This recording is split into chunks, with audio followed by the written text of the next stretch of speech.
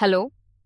In this video, let's understand how you can add your team members in your Interakt dashboard so that multiple people can log in the same dashboard and chat with the customers. For that, you just need to click on Settings, Agent Settings, and then click on Create Agents. Here you have to mention the correct name of the agent, the correct email address of the agent, and the role. Okay, in Starter Plan, you will just have the owner role, but in Growth and Advanced, you will have admin as well as teammate role.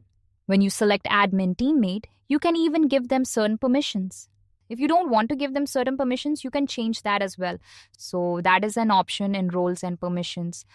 Okay, for now, I'm selecting owner because I want this agent to have the full access of the Interakt dashboard. I'll now type the WhatsApp number of this particular team member. Make sure you add the correct number because you are going to receive an OTP on this number while logging. Once this is done, you can just click on Save Agent. The agent will get added and they'll receive an email with the login credentials for Interakt. Okay, they just have to log in.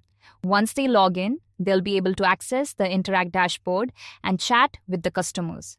If you want to delete any agents, you can just delete this. If you want to make any changes in the details of the team member's agent, you can just click on this, make the changes and update.